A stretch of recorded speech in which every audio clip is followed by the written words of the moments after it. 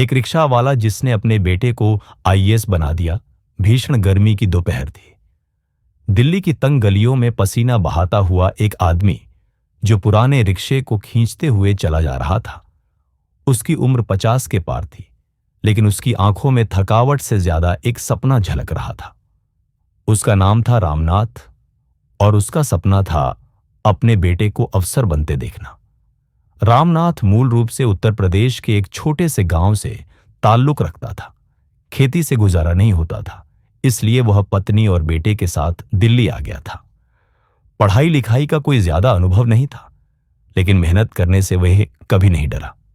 दिन रात पसीना बहाकर वह रिक्शा चलाता और जो कुछ कमाता उसमें से सबसे पहला हिस्सा बेटे की पढ़ाई के लिए बचाता।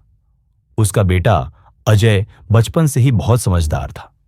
जब बच्चे खेलते थे वह किताबों में डूबा रहता था। स्कूल के शिक्षक भी अजय की प्रतिभा देखकर हैरान रह जाते थे। वह अक्सर कहते, रामनाथ, तेरा बेटा बड़ा आदमी बनेगा एक दिन। लेकिन रामनाथ को पता था कि यह आसान नहीं होगा। गरीबी और अभाव की जमीन पर सपनों की इमारतें अक्सर ढह जाती हैं।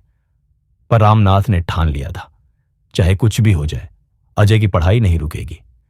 संघर्ष का दौर अजय की 10वीं की पढ़ाई तक तो किसी तरह काम चल गया, लेकिन जैसे जैसे कक्षाएं बढ़ती गईं, खर्चे भी बढ़ते गए।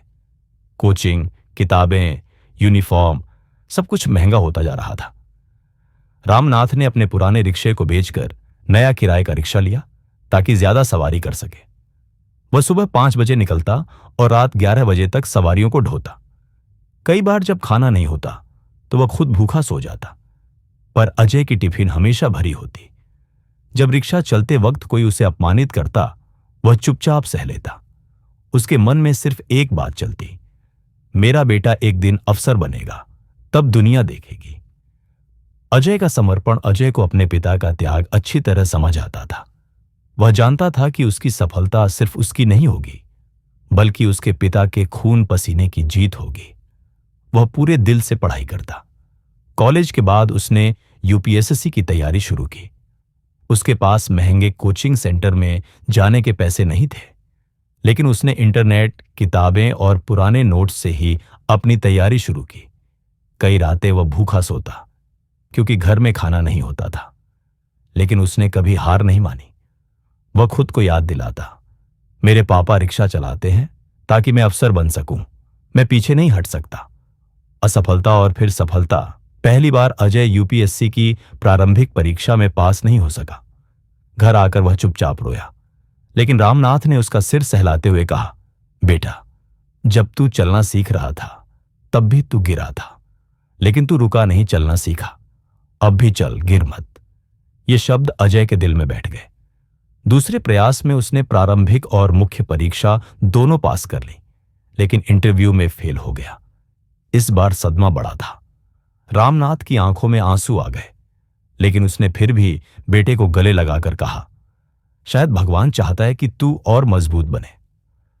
तीसरे प्रयास में पूरे 3 साल की मेहनत, संघर्ष, त्याग और तपस्या के बाद अजय यूपीएससी में टॉप 100 रैंक के साथ पास हुआ और आईएएस अधिकारी बन गया।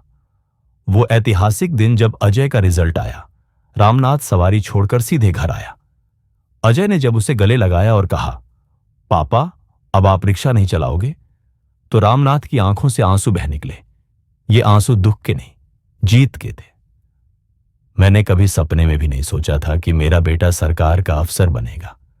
मैंने तो बस मेहनत की थी। रामनाथ ने मीडिया से कहा, आज की तस्वीर, आज अजय देश के एक बड़े जिले का कलेक्टर है। जब वह किसी स्कूल या गांव का दौरा करता है तो बच्चों को अपने संघर्ष की कहानी सुनाता है। वह कहता है, अगर मेरे रिक्शा वाले पिता हार मान लेते तो आज मैं यहां नहीं होता। रामनाथ अब रिक्शा नहीं चलाते। उनके लिए अब एक छोटा सा घर है, आराम की जिंदगी है, और सबसे बड़ी बात, गर्व है कि उनका बेटा अब देश की सेवा कर रहा है। सीख क्या मिलती है इस कहानी से? एक संघर्ष कभी व्यर्थ नहीं जाता।